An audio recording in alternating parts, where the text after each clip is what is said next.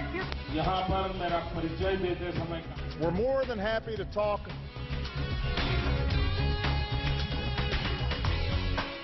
அச்சில் வந்தவை தொடர்கின்றன. நீங்க இப்போ நமக்கு உயர்கல்வி இப்போ நீங்க அந்த ஐஏஎஸ் ஐபிஎஸ் ரிசல்ட் வந்ததுல கூட தெரியும் நம்ம எந்த அளவுக்கு பின்னடைவு இருந்திருக்கிறோம். ஆண்டுக்கு ஆண்டு அது கல்வி தரம் குறைந்து கொண்டு வருகிறது. இப்ப பிரணாப் முகர்ஜி என்ன சொல்றாரு, உயர்கல்விகள் முழுதும் சர்வதேச நிலையில் உயர்த்தப்பட வேண்டும். இவர் 10 ஆண்டு காலம் இருந்தார் அங்க அமைச்சர்ல, அப்புறம்லாம் ஒரு பிரசிடென்ட் ஆகி போய் அமைதியா உட்கார்ந்து இருக்கிறார். ஏன்னா இன்னும் பேச்சு ஒன்றும் பயனில்லை. இவர் பேசுறது ஒன்றும் இல்லை, பாராளுமன்றத்தில் பேச வேண்டிய காலத்தெல்லாம் விட்டுட்டார். அன்னைக்கு ஒரு உயர்கல்வியை கொடுத்த வேண்டும் சொல்லி எந்த தீர்மானம் இவங்க கொண்டுகிட்டு வரல. இன்னைக்கு அவர் பிரசிடென்ட் ஆன உடனே என்ன சொல்றாரு, ஒரு ஞானோதயம் பிறந்திருக்கு. இருக்கிற கல்வி உயர்கல்வி முழுதும் சர்வதேச லெவல்ல உயர்த்தி கொண்டுட்டு வந்துடணும் அப்படின்னு சொல்றாரு. நீங்க தான் கல்வியை பூரா வணிகத்தில் ஆக்கிட்டீங்களே, ஏதாவது காசு கொடுத்தாலும் உங்களுக்கு இப்ப பட்டம் கிடைக்கிற மாதிரி ஆயிடுச்சு. இதுல நீங்க சர்வதேச லெவலுக்கு எப்படி உயர்த்த போறீங்கன்னு சொல்லி பிரசிடண்டா இருக்கிற நீங்க ஒரு கணிப்பு சொல்லணுமா இல்லையா? வெறும் தீர்வை சொல்லாத வினாக்களை மட்டும் எழுப்புவது எந்த அளவுக்கு சரியா இருக்கும்? தொடர்ந்து குடியரசுத் தலைவருடைய அந்த பேச்சோ உரையோ இதெல்லாம் கேட்டீங்கன்னாலே ஒரு உயர்ந்த நிலையில இருக்கிறதுனால அவர் சொல்றதெல்லாமே சும்மா அப்படி ஒரு விஷயங்களை சொல்லிட்டு போறதா தான் இருக்கும். நீங்க அதுக்கு அவர்கிட்ட திட்டமெல்லாம் நீங்க கேட்க முடியாது. அவர் உட்கார்ந்து திட்டமெல்லாம் போட்டு தர மாட்டார். இது வரைக்கும் குடியரசுத் தலைவர்கள் பேசியதே அதிகம். ஏன்னா குடியரசுத் தலைவர் பதவின்றதே ஏதோ நம்ம எல்லாரும் சொல்ற மாதிரி ரப்பர் ஸ்டாம்ப் பதவி அப்படின்ற மாதிரி தான் இருந்துட்டு இருக்கு. எந்த குடியரசுத் தலைவர் ஒரு சில குடியரசுத் தலைவர் தான் ஒரு சிலர் தான் நம்மளுடைய திரு நாராயணன் அவர்கள் மாதிரி சிலர் தான் இதுல செயல்படுகின்ற குடியரசுத் தலைவராக இருந்திருக்கிறாங்க. அந்த பதவியினுடைய ஒரு விஷயத்தை அந்த உன்னதத்தை உணர்ந்து செயல்பட்டவர்கள் ஒரு சிலர் தான். அப்துல் கலாம் ஒரு சிலர் தான். அப்படி இருக்கும்போது நீங்க இதெல்லாம் பிரணாப் முகர்ஜி அவர்கள்ட்ட எதிர்பார்க்க முடியாது. அவர் ஒரு காங்கிரஸ் கட்சியினுடைய ஒரு தேர்ந்த அரசியல்வாதியாகத்தான் இப்பவும் செயல்பட்டு இருக்காருன்றதான் உண்மை. இல்ல செய்தியே வேண்டுமானால் சரியானதுன்னு நம்ம எடுத்துக்கலாம். அதுதான் சொல்ல. அதனால நீங்க அவர்கிட்ட திட்ட வரைவு இதெல்லாம் கேட்க முடியாது. இன்னொன்னு நீங்க சர்வதேச அளவுக்கு நீங்க கல்வியின் தரத்தை உயர்த்தணும்னு நினைக்கிற எண்ணமெல்லாம் நல்ல எண்ணமா தான் இருக்கு. ஆனா அதற்கான திட்டங்கள் என்ன வச்சிருக்கீங்க? 10 ஆண்டுகளை நீங்க ஒண்ணுமே பண்ணல. அப்படி இருக்கும்போது எப்பவுமே நம்ம நாட்டை நீங்க சொன்ன மாதிரி கல்வி வியாபாரமயமாக்கப்பட்டு விட்டது. இன்னொன்னு அதாவது சர்வதேச தரத்துடன் இருக்கிற பல்கலைக்கழகங்கள் ஒண்ணு கூட நம்ம நாட்டுல இல்லைன்றது ஏற்கனவே நம்ம செய்திகளை படிச்சிருக்கோம். ஒரு பல்கலைக்கழகம் கூட இடம்பெறல. அண்ணா பல்கலைக்கழகம் உட்பட எதுவுமே அதுல அந்த வரிசையில வரல. அதுன்றது ஒரு வேதனையான ஒரு விஷயம். ஏன்னா நம்ம நாட்டுல வெளிநாடுகளில் இருந்து வெளி மாநிலங்களிலிருந்து எல்லாம் படிக்கிறாங்க. எல்லா தரப்பு மாணவர்களும் இங்க படிக்கிறாங்க. இன்னொன்னு சர்வதேச தரம் அப்படின்னா நீங்க வெறும் இந்த தொழில்நுட்பத்தை மேம்படுத்துறதால மட்டுமே எல்லாத்தையும் கணினிமயமாக்குறோம், எல்லா வகுப்பறைகளிலும் அங்க ஸ்மார்ட் ஸ்கூல் கிளாஸ் ரூம் கொண்டு வரோம், இதனால மட்டுமே ஒரு கல்வியினுடைய தரம் உயர்ந்துரும் நம்ம சொல்ல முடியுமா? அதுல மாணவர்கள் வெளியில வருகின்ற மாணவர்களினுடைய தரம் அதாவது அவங்களுடைய திறன் என்னவா இருக்கு அப்படின்றத வச்சுதான் நீங்க கொடுத்த கல்வி ஒரு தரமான கல்வியா இல்லையா அப்படின்றத நம்ம முடிவு பண்ண முடியும். இப்ப சர்வதேச அளவுல வெளிநாடுகள்ல இருக்கின்ற கம்ப்யூட்டர் சாப்ட்வேர் இன்ஜினியர்ஸ்ல பெரும்பாலானவர்கள் நம்மளுடைய மாணவர்கள் தான் இருக்காங்க. மிகப்பெரிய ஒரு திறனாளிகளா இருக்காங்க, திறமைசாலிகளா இருக்காங்க. இதெல்லாம் நம்ம மறுக்கிறதுக்கு இல்ல. ஆனால் ஒரு சிறு சதவீதத்தினரை மட்டுமே வச்சுக்கிட்டு நம்ம இந்தியாவினுடைய கல்வி ரொம்ப தரமா இருக்குன்னு சொல்ல நம்ம சொல்ல முடியாது.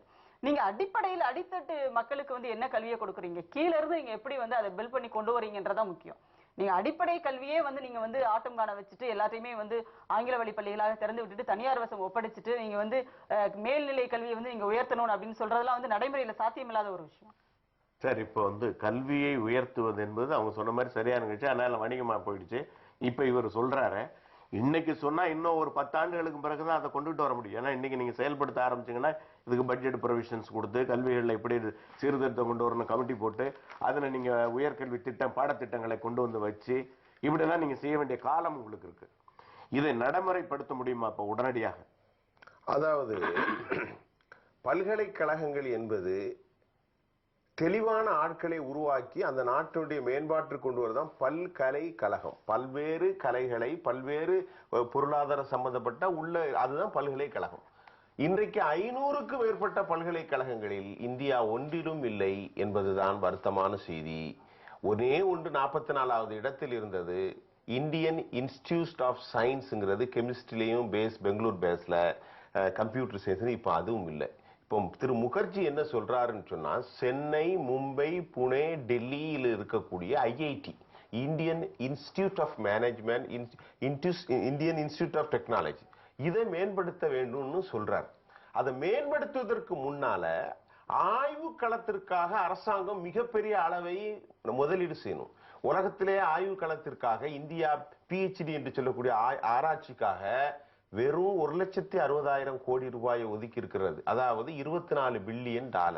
அமெரிக்கா 486, சைனா 286, ஜெர்மனி 986 பில்லியன் டாலர்களை ஒதுக்கி இருக்கிற போது கடைக்கோடி கிராமத்தில் இருக்கக்கூடிய ஒரு மாணவன் வச்சுக்கிடுங்க உதாரணத்திற்கு, அவனுக்கு எல்லா ஒரு கெமிஸ்ட்ரியிலயோ ஒரு இதுலயோ ஞானம் இருக்கிறது, அவன் எங்க போய் சேர முடியும்? 1.25 கோடி பேருக்கு 1,60,000 கோடியை ஒதுக்கிட்டு இதுல போய் ஆய்வு செய்யணும். இப்ப நீச்சல் குளத்துல எல்லாம் பாத்தீங்கன்னா சின்ன உலகத்துல ஒரு புள்ளியில் இருக்கிறவங்க 8 பிரைஸ் எடுத்து 8 தடவை டைவ் அடிச்சு அது மேல வந்துடுறாங்க. நம்ம ஆளுக்கு ஒண்ணுமே காணும். காரணம் என்ன என்றால் இன்ஃப்ராஸ்ட்ரக்சர் இல்லை. அது மட்டுமல்ல, அதற்காக ஒதுக்கப்பட்ட நிதிகளில் பெரும்பாலும் சுவாகா செய்யப்படுகிற காரணத்தால் இது வெறும் பேச்சாகத்தான் அமைகிறது. இவங்க ஒதுக்கிட்டு போயிடுறாங்க, இவங்க ஒதுக்கிடுறாங்க. இது வந்து மாதிரி ஆராய்ச்சிகளுக்கு வந்து நீங்கள் அதிக அளவுல நிதி ஒதுக்காமல் அதை ஊக்குவிக்காம வந்து ஒரு நாட்டினுடைய தொழில் வளர்ச்சியை கூட நீங்க மேம்படுத்த முடியாது, கல்வி வளர்ச்சியும் நீங்க மேம்படுத்த முடியாது. இல்ல அது மாதிரி நான் சொல்றேன், இந்த பெரிய IIT சென்னை, புனே போன்ற டெல்லியில இருக்கிற மாதிரி தமிழ்நாட்டில் NIT இருக்கிறது, திருச்சியில IIT இருக்கிறது, அதற்கு 300 கோடி ரூபாய் ஒதுக்குறாங்க. அண்ணா யூனிவர்சிட்டிக்கு 900 கிட்ட காலேஜ் அண்டர் கண்ட்ரோல்ல கொஞ்சம் வச்சு வெறும் 10 கோடி ரூபாய் தான் வச்சிருக்காங்க. 10 கோடி ரூபாய் எதுக்கு ஆகும்? அந்த கேட்டை மட்டும் தான் போட்டு ஒரு ரோடு வேணா போடலாம், வேற எந்த பணமும் ஆகாது. இந்த NIT IIT சிறிய அளவில் மாவட்டங்கள் தோறும் ஏற்படுத்தி அதுல தெளிவான பிள்ளைகளை அதுல சேர்த்து ஸ்காலர்ஷிப் கொடுத்து வளர்ந்தீர்களே, ஆனால் நான் உண்மையாக சொல்றேன், இந்தியா மிகப்பெரிய வளர்ச்சி எட்டிடும், அதுல எந்த சந்தேகம் இல்லை. இப்ப அத அடுத்த செய்தி என்னன்னா, காவிரி நீர் பிரச்சனையில இப்ப தேவகவுடா வந்து முன்னாள் பிரைம் மினிஸ்டரா இருந்தவர், அப்புறம் காங்கிரஸ்காரவங்க கவுத்து விட்டு அவரை வீட்டுக்கு அனுப்பிச்சு விட்டாங்க.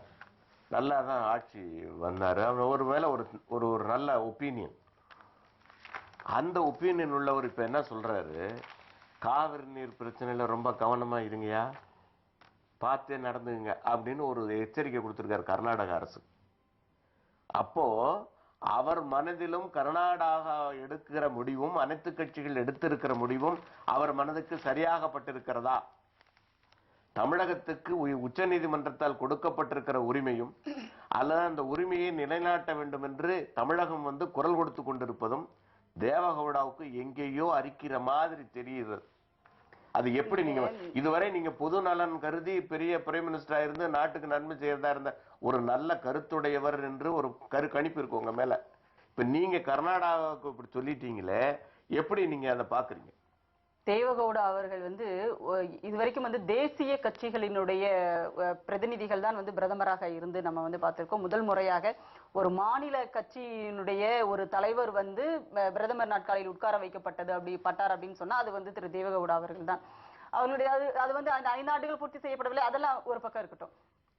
ஆனாலும் வந்து அப்படி ஒரு பொதுவான ஒரு பதவியில் இருந்தவர் வந்து இப்படி ஒரு சார்போடு யோசிக்கிறார் அப்படின்றது உண்மையிலேயே வந்து நமக்கு ஒரு வேதனையா தான் இருக்கு. ஆனால் அது ஒரு பெரிய ஆச்சரியப்படுறதுக்கு ஒண்ணும் கிடையாது. ஏன்னா வந்து அவர் கர்நாடகத்தினுடைய ஒரு பிரதிநிதியாகத்தான் வந்து அவர் சிந்திப்பார், அப்படிதான் செயல்படுவார். அப்படிதான் அனந்தகுமார் வந்து இப்ப வந்து அவரு இப்ப இருக்கிறார் பதவியில் எத்தனைக்கும் வந்து அவர் அமைச்சரா மத்திய அமைச்சரா இருக்கார். அதான் சொல்றேன், இப்ப நடப்பில் வந்து அமைச்சராக மத்திய அமைச்சராக இருக்கிறவரே வந்து தான் வந்து கர்நாடகத்தினுடைய பிரதிநிதின்ற அளவுக்கு தான் அவர் பேசிட்டு இருக்காருன்றப்போ, இப்ப வந்து மத்தியில் வந்து எந்த ஒரு பொறுப்பிலும் இல்லாத எப்பவோ ஒரு தடவை வந்து ஒரு பிரதமராக ஒரு கொஞ்ச நாட்கள் இருந்த தேவகவுடா அவர்களிடம் வந்து அப்படிலாம் ஒரு பரந்த ஒரு மனப்பான்மை நம்ம எதிர்பார்க்க முடியாது. அதனால அவர் பேசினது வந்து ஒரு பெரிய ஆச்சரியப்பட வேண்டியதோ அதிர்ச்சிக்குள்ளாக வேண்டியதோ இல்லைன்னு தான் நான் நினைக்கிறேன். ஏன்னா அவருடைய நிலையில் அவர் வந்து அவர்களுடைய அந்த இடத்துல சரியா இருக்காங்க. இதுல என்ன கர்நாடகா கவனமா இருக்க வேண்டியது என்ன இருக்கு? உச்ச நீதிமன்றம் தீர்ப்பு கொடுத்திருக்கிறது, நடைமுறைப்படுத்த வேண்டிய பொறுப்பு மத்திய அரசுக்கு இருக்கிறது, உரிமையை கேட்டு பெற வேண்டியது தமிழ்நாட்டுக்கு இருக்குது. நம்மளும் கடிதம் மேல கடிதம் எழுதுறோம். இப்ப எல்லாம் கடிதத்துல தான், இப்போ எதுவுமே நேரடியா போய் பேசுறது இல்லை, நம்மளே எழுதி அனுப்பி விட்டுட்டு இருக்கிறது. இல்ல இதுக்கும் ஒரு SMS திட்டம் தொடங்கிட்டாங்க. அது SMSம் இருக்கு, இன்டர்நெட்ல நீங்க பண்ணலாம். அதாவது சார் இருங்க, இப்ப தேவகவுடா சொல்லுது ஏன் கர்நாடகா வந்து முன்னெச்சரிக்கையா இருக்க வேண்டும் சொன்னா என்ன செய்யணும்னு கருதுறாரு? ஒன்னும் பண்ண முடியாதுங்கிற ரூட்டை சொல்றேன். இது வந்து ஒரு நூற்றாண்டு பிரச்சனை இல்ல, 2 நூற்றாண்டு பிரச்சனை. 1892 ஆரம்பிச்சு 1924 ஆரம்பிச்சு மைசூர் அக்ரிமெண்டோட போட்டு 70, 71, 72, 80 நெகோசியேட்டர் ஃபார்மட் போட்டு கடைசியில மரியாதைக்குரிய நான் மதிக்கக்கூடிய ஒரு அற்புதமான இந்தியாவில் பிரதமராக இருந்து கூட விபி சிங்குடைய தலைமையில் 1991 இந்த வேர்டிக்ட் கமிட்டி தீர்ப்பாயம் அமைக்கப்பட்டது. 1990ல 91ல வந்து இடைக்கால தீர்ப்பு வந்தது. 92ல இவங்க ரிவ்யூ கமிட்டி ஒண்ணு போனாங்க. கேளுங்க, போனாங்க. அப்ப எல்லா இவ்வளவு வழக்குகளை ஆய்வு செஞ்சு தமிழ்நாட்டில் 450 கிலோமீட்டர் ஓடுகிறது காவேரி படுகை, அங்க 350 ஓடுது. கபினியிலிருந்து வரக்கூடிய நோட்டு இங்கு கலக்கிறது. இதெல்லாம் பெரிய நீண்ட விவாதம், அது தனியா பேசுவோம். கடைசியில தீர்ப்பாயம் என்ன சொல்லுது? 2005ல பிப்ரவரி 5ல 419 டிஎம்சி நீ கொடு, செப்டம்பர்ல இருந்து அக்டோபர் வரை கொடு, செப்டம்பர்ல இருந்து ஜூலை வரைக்கும் கொடுன்னு எல்லாம் கிளியரா தெளிவு பண்ணியாச்சு. கெசட்ல 2013 பிப்ரவரி 10 மூலம் வந்தாச்சு. அதுக்குதான் நதிநீர் பங்கீட்டாணையம் தொடங்கணும்னு சொல்லிட்டு இருக்கோம். நதிநீர் பங்கீட்டான்ல ISWD 1956 act interstate water dispute இதுலதான் வச்சிருக்காங்க. காவேரி மேலாணையம் ஜெகஜீவன் ராம் இருக்கும் போது எல்லா தீர்ப்பும், இதுக்கு மேல தீர்ப்பு இல்ல. பாலி நறுமனை கொண்டு வந்து இப்ப பண்ணணும்னு சொன்னா இந்தியாவுல என்னையா நீதி இருக்கு? நான் கேட்கறதுக்கு பதில் சொல்லுங்க. எல்லாம் சரி, எல்லாம் எல்லோருக்கும் இல்லையா? அப்படித்தானே சொல்றாங்க. இருப்பது எல்லோரும் எங்க வேணாலும் வாழ்ந்துக்க.